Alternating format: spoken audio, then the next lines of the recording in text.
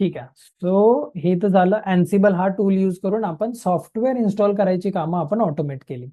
ठीक आहे. आता ह्याच्यानंतर आपण काय काय कुठे होतो आपण स्टेप्स वरती, की बाबा मला एक सर्व्हर क्रिएट करायचा. तर आपण सर्व्हर क्रिएट केला, म्हणजेच काय की हे झालं टेराफॉर्मने, ही सॉफ्टवेअर इन्स्टॉलेशनची झाली गोष्ट आपली अँसिबलने. सो या दोन गोष्टी झाल्या, म्हणजे आपला एक सर्व्हर आता रेडी आहे आपली ऍप्लिकेशन डिप्लॉय करण्यासाठी. म्हणजे जी पण आपण ऍप्लिकेशन बनवले, ही जावाची ऍप्लिकेशन आता रेडी आहे डिप्लॉयमेंटसाठी. क्लिअर आहे. आता ह्या डिप्लॉयमेंटसाठी आपल्याकडे आहे जेनकिन्स. ठीक आहे. सो जेनकिन्स असा काहीतरी दिसतो एक. हे झूम करायची गरज आहे की सगळ्यांना बरोबर दिसतंय? दिसते. दिसतंय ना, ठीक आहे. ओके. सो आता जेनकिन्स, आता परत आपण बघूया जेनकिन्स काय आहे ते बघूया आपण एकदम. The leading open source automation server, Jenkins provides hundreds of plugins to support building, deploying and automating any project. Again, hardware automate करायचं असेल टेराफॉर्म वापरला, सॉफ्टवेअर ऑटोमेट करायचं असेल अँसिबल वापरला. आता ऍप्लिकेशन डिप्लॉयमेंट जर ऑटोमेट करायची असेल तर आपण काय यूज करणार? जेनकिन्स. ठीक आहे. की तो काय करेल, आता ह्याची जेनकिन्सची प्रोसेस एक पहिला समजावून सांगतो की जेनकिन्स ऍज अ प्रोसेस नक्की करतो काय. ठीक आहे. जेनकिन्स काय करणार की जेनकिन्स ज्यावेळेस पण आपण चालू करतो त्यावेळेस तो जेनकिन्स सर्व्हर पहिला गिटहब सोबत कम्युनिकेट करतो. गिटहब वरून तो कोड पहिला घेणार, त्या कोडची एक बिल्ड बनवणार. बिल्ड म्हणजे त्या कोडला कंपाईल करणार, त्याच्यामध्ये काही एरर आहेत की नाही बघणार. आणि त्याच्यानंतर डॉकर इमेज नावाची एक गोष्ट असते. म्हणजे बेसिकली सगळ्या प्लॅटफॉर्मवरती चालण्यासाठी एक आपल्याला डॉकर इमेज क्रिएट करावी लागते. डॉकर आपण ह्या डेमोमध्ये नाही घेणार आहोत, बट एक अशी गोष्ट की जी सगळ्या प्लॅटफॉर्मवरती चालेल असं आपण त्याला एक पॅकेज करून त्याची जार फाईल किंवा वॉर फाईल क्रिएट करतो. बेसिकली तो कोड कंपाईल करून एकत्र पॅकेज करतो. तो पॅकेज केलेला कोड नंतर मग आपण काय करतो की डॉकर हब वरती टाकतो. आता डॉकर हब काय आहे, गिटहब काय करतं, सगळे जेवढे पण कोड मी लिहिलेले आहेत तेवढे सगळे कोड मॅनेज आणि मेंटेन करण्याचं काम करतो. सिमिलरली डॉकर हब ही अशी एक गोष्ट आहे, ती जेवढ्या पण डॉकर इमेजेस आहेत माझ्या ऍप्लिकेशनच्या किंवा जेवढ्या पण माझ्या ऍप्लिकेशन्स आहेत त्यांना मॅनेज आणि मेंटेन करायची कामं डॉकर हब करतो. ठीक आहे. तिकडे तो पहिला पुश करणार, पुश करून झाल्यानंतर जो पण ज्या पण सर्व्हरवरती आपल्याला डिप्लॉय करायचं, आपल्याला ह्या सर्व्हरवरती आता डिप्लॉय करायचं आहे. ठीक आहे. तर त्या सर्व्हरमध्ये तो पहिला एसएसएच करणार, म्हणजे त्याच्यासोबत कनेक्ट करणार. तो कनेक्ट करून झाल्यानंतर तो काय करणार की पुन्हा ह्या डॉकर हब मध्ये जे स्टोअर केलेलं ते पुन्हा डाउनलोड करणार. आणि डाउनलोड करून झाल्यानंतर ती ऍप्लिकेशन तो त्या सर्व्हरवरती रन करणार. हे एवढं समजलंय? याच्यामध्ये काही डाऊट आहे का कोणाला या प्रोसेसमध्ये, की काही क्वेश्चन्स? नसेल तर आपण पुढे जाऊया. सो बेसिकली आपण गिटहब मध्ये कोड स्टोअर करतो, राईट? हम्म, जेनकिन्स स्टोअर तो कोड घेऊन त्याची इमेज बनवते. बरोबर. ते बेसिकली EC2 वर आपण नंतर रन करतो. रन करणार आहे, बट त्याच्यासाठी आपल्याला एक सेंट्रल रेपॉझिटरी येस, येस. पाहिजे इमेज स्टोअर करण्यासाठी. तिथे आपण डॉकर हब वापरतो. तो डॉकर ची इमेज जाते डॉकर हब मध्ये आणि हम्म, नंतर तो EC2 इन्स्टन्स पुल करतो तो इमेज और बरोबर code and then it run the code on its, बरोबर राईट? बरोबर बरोबर बरोबर. समजली ही प्रोसेस? पल्लवी, राशी, विचारा काही डाऊट्स आहेत हो. तर. कृष्णा, समजलंय? हा. ओके.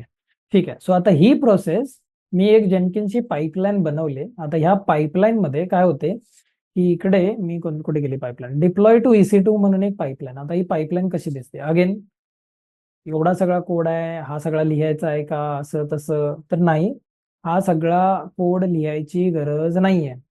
एवढी एक गोष्ट लक्षात ठेवा. ही जी पाईपलाईन इकडे आपण बघतोय ना, ही पाईपलाईन किंवा ही जी स्क्रिप्ट आहे, ही स्क्रिप्ट पण आपल्याला ह्याचे ऑलरेडी सगळ्या गोष्टी आहेत, पण आपल्या यूज केस प्रमाणे कशा वापरायच्या ते आपल्याला समजलं पाहिजे. स्क्रिप्ट रेडी असणार, त्याच्यामध्ये आपल्याला फक्त आपले क्रेडेन्शियल टाकायचे. तर आपल्या गिटहबचे क्रेडेन्शियल टाका, आपल्या डॉकरचे क्रेडेन्शियल टाका, आपल्या EC2चा जो सर्व्हर आहे त्या EC2 सर्व्हरला आपल्याला काय करावं लागणार की त्याचा IP ऍड्रेस पण द्यावा लागणार. सो तो IP ऍड्रेस आपण देऊ शकतो. सो ह्या सगळ्या गोष्टी आपल्याला फक्त मॅनेज किंवा मेंटेन करायच्यात किंवा चेंज करायच्यात.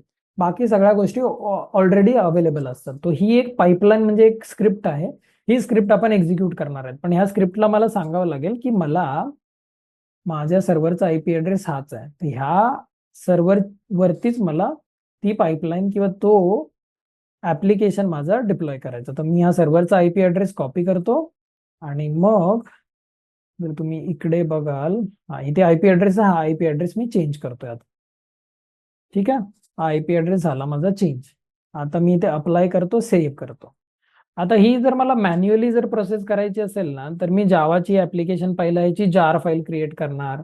लोकली जार फाईल कशी क्रिएट करतात ते पण दाखवतो. इकडे टर्मिनल वरती mvn clean इन्स्टॉल हे ज्यावेळेस आपण करतो ना कमांड रन, एक मेवन म्हणून एक टूल आहे जे जावाच्या ऍप्लिकेशन बिल्ड करण्यासाठी यूज होतो. ठीक आहे, सो ते केल्यानंतर हा इकडे एक जार फाईल क्रिएट करणार, ही बघा.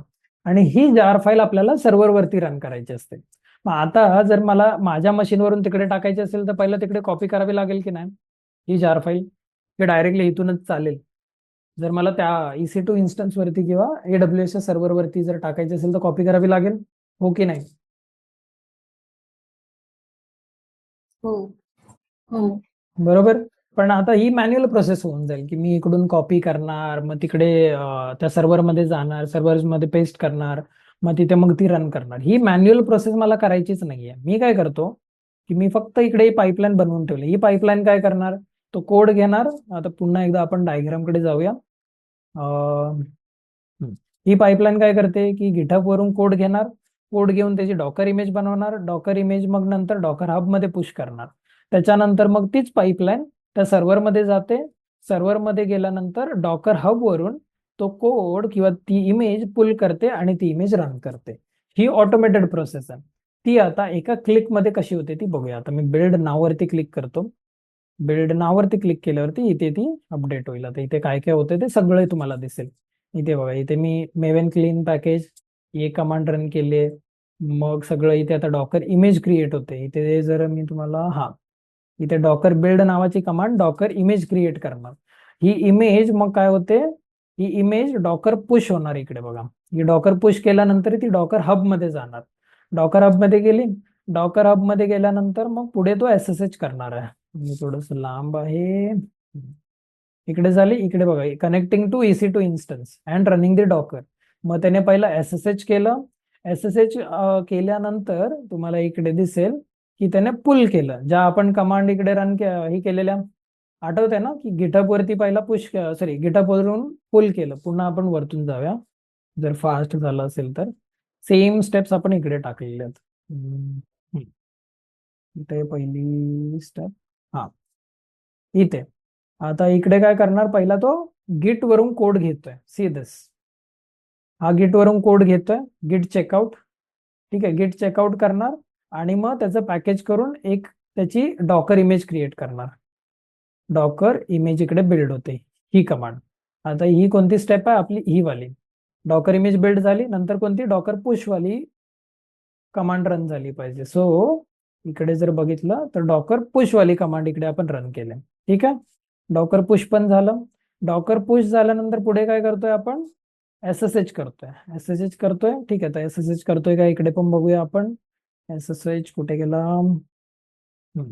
इकडे SSH केलं. आणि SSH करून झाल्यानंतर त्याने डॉकर पुल केलं, पुलिंग फ्रॉम दिस रेपॉझिटरी. म्हणजे हे वाला इकडून पुल केलं आणि पुल करून झाल्यानंतर त्याने तिथे रन पण केली. ती कंटेनर स्टार्टेड सक्सेसफुली. सगळं झालं. ठीक आहे, डॉकर पुल केलं, रन झालं. आता मला व्हेरीफाय करायचं आहे. मी लोकली ज्यावेळेस रन करत होतो त्यावेळेस मी ते लोकल होस्ट दिलेला, बरोबर? आठवते ना, की विसरलात? बोला बोला, म्यूट वरती जर तुम्ही लोक कोणी बोलत असाल तर.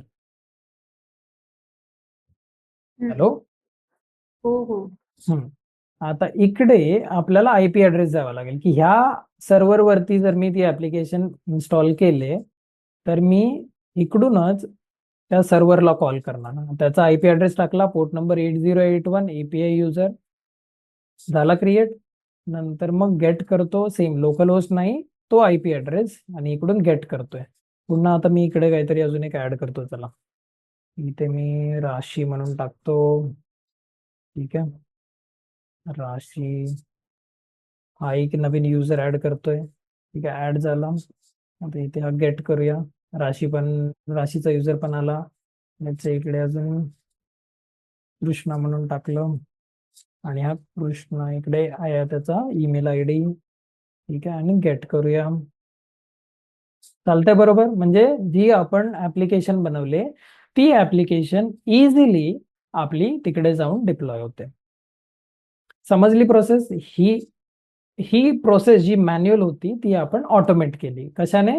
जेनकिन्सने. सो जेनकिन्स हा असा एक टूल आहे की जी पण सॉफ्टवेअर डिप्लॉयमेंटची सायकल आहे, की त्याचा एक बिल्ड क्रिएट करायचा. आपण युजली बोलताना काय काय गोष्टी बोलतो, जर टेक्निकल टर्म्स मध्ये जर सांगायचं झालं ना, तर आपण बोलतो की एक बिल्ड क्रिएट करतो, आणि बिल्ड करून त्याची मग एक डॉकर इमेज क्रिएट करणार. इमेज क्रिएट करून झाल्यानंतर ती डॉकर मध्ये पुश करणार. पुश करून झाल्यानंतर काय केलं त्याने, एसएसएच केलं ज्या सर्व्हरमध्ये आपल्याला ती ऍप्लिकेशन रन करायची आहे त्या सर्व्हरमध्ये पहिला पुल करणार, आणि पुल करून झाल्यानंतर मग ती ऍप्लिकेशन रन होणार किंवा कंटेनर तो रन होणार. ही एंटायर प्रोसेस आपण एका क्लिकने केली. This is what the power of the Jenkins in general. सो हा एवढा पॉवरफुल टूल आहे की जेवढी पण पूर्ण प्रोसेस आहे, आता जरी मी इकडे काहीतरी नवीन चेंज केला ना, की काहीतरी अजून एखादी गोष्ट टाकली, की तो पुन्हा तिकडे जाणार, आणि मग पुन्हा सगळे परफॉर्म करून automatically with in a single click माझी ऍप्लिकेशन अप अँड रनिंग असणार त्या पर्टिक्युलर सर्व्हरवरती. समजले प्रोसेस?